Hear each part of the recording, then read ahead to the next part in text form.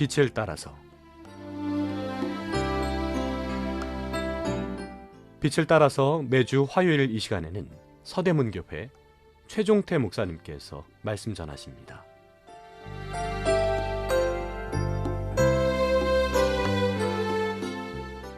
시청자 여러분, 안녕하십니까? 지난 시간에 이어 거듭남의 증거들은 어떤 것이 있는지 계속 선고해 보겠습니다. 지난 시간에는 객관적인 증거 3가지 말씀드렸습니다. 하나님의 약속된 말씀, 그리스도의 십자가의 죽으심과 부활, 성령의 인치심입니다. 이런 객관적인 증거는 사람에 따라 달라지지 않습니다. 이번 시간은 거듭남의 주관적인 증거들을 상고해 보겠습니다. 주관적인 증거는 생활에서 찾아볼 수 있습니다. 사람마다 조금씩 다를 수 있지만 구원의 본질은 삶의 변화를 가져옵니다. 구원은 전적으로 하나님의 은혜에 기초합니다. 하지만 구원의 은총을 체험한 사람에게는 많거나 적거나 변화들이 따라옵니다. 거듭남의 주관적인 증거 첫 번째는 주 대심의 고백입니다. 거듭난다는 것은 주인이 바뀌는 것을 말합니다. 소유권이 나에게서 하나님께로 이전되었음을 뜻합니다. 그래서 거듭난 사람의 특징은 예수 그리스도가 주인이심을 고백합니다. 나의 시간, 나의 재물, 나의 계획, 나의 미래, 나의 몸 등 내 것이었던 모든 삶이 이제는 주님 것으로 표현됩니다. 왜냐하면 그리스도의 피로 죽었던 나를 살리시고 그리스도의 소유로 삼으셨기 때문입니다. 고린도전서 3장 23절에는 너희는 그리스도의 것이요 라고 말씀하고 있습니다. 고린도전서 6장 19절에서 20절에는 너희는 너희 자신의 것이 아니라 값으로 산 것이 되었으니 그런즉 너희 몸으로 하나님께 영광을 돌리라고 말씀하고 있습니다. 그래서 그리스도인들은 구원자 예수 그리스도를 주님으로 부릅니다. 주인의 뜻이 자신에게 이루어지기를 기뻐하고 힘씁니다.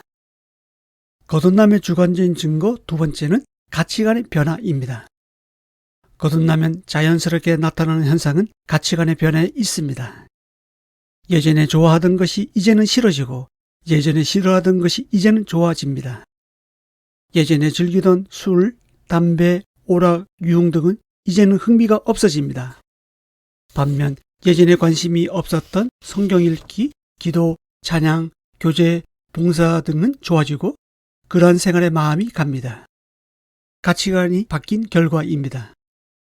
예전에는 허망한 데 뜻을 두고 자신을 방탕에 방임했다면 거듭난 후에는 그리스도 안에서 새 생명을 얻었기 때문에 그리스도의 뜻을 쫓아서 삽니다.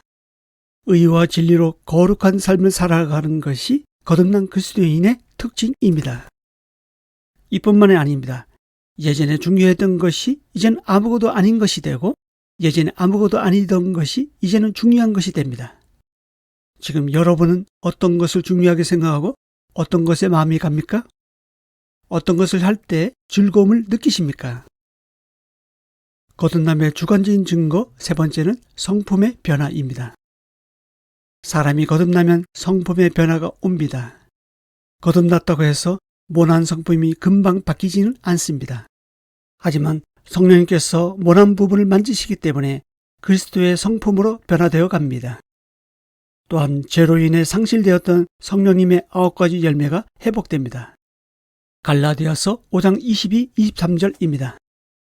오직 성령의 열매는 사랑과 희락과 화평과 오래참음과 자비와 양성과 충성과 온유와 절제니 이 같은 것을 금지할 법이 없느니라.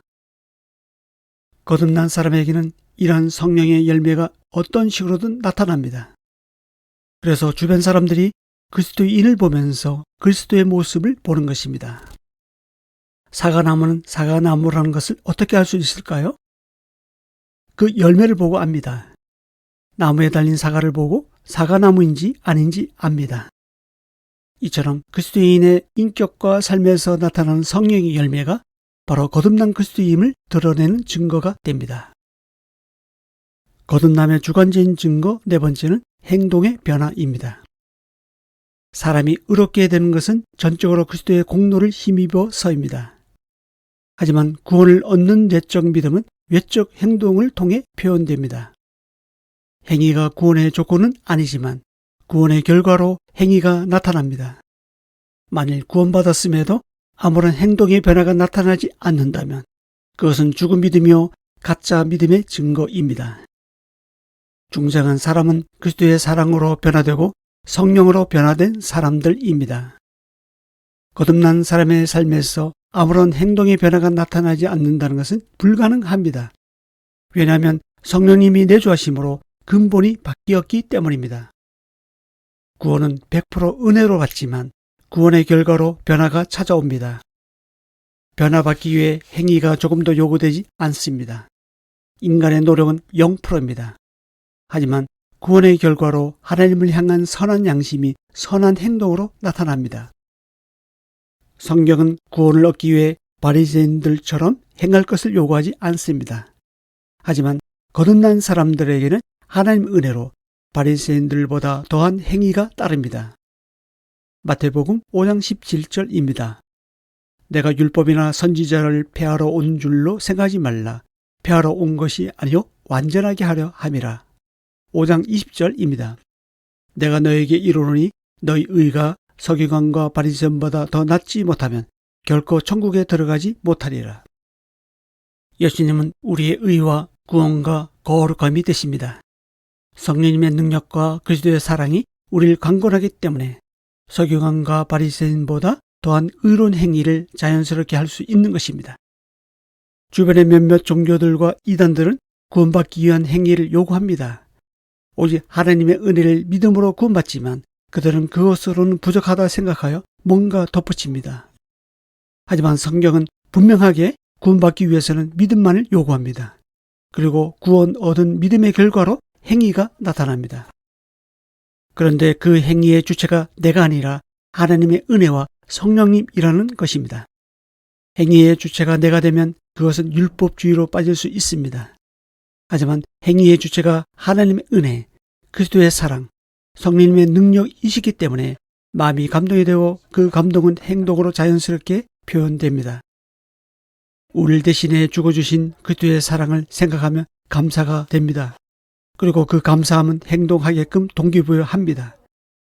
내게 주신 은혜를 무엇으로 보답할꼬란 시편 기자의 고백과 같이 하나님께 모든 것을 아끼지 않고 드릴 수 있는 힘이 생기는 것입니다. 심지어 목숨까지도 말입니다. 이러한 변화가 거듭난 그리스도의 특징입니다. 이 방송을 듣고 계신 애청자 여러분, 여러분에게는 거듭난 객관적인 증거뿐 아니라 주관적인 증거가 있습니까? 개인적인 차이는 있을 수 있지만 거듭난 사람들에게는 어떤 식으로든 변화가 찾아온다는 공통점이 있습니다. 먼저 주되심의 고백이 나타납니다. 그리고 가치관의 변화, 성품의 변화, 행동의 변화가 따라옵니다. 이런 것은 억지로 되는 것이 아닙니다. 믿는 자 안에 내주하시는 성령님으로 인해 저절로 이루어집니다. 여러분의 삶 속에서 이런 거듭남의 증거들이 풍성할 수 있기를 바랍니다. 감사합니다.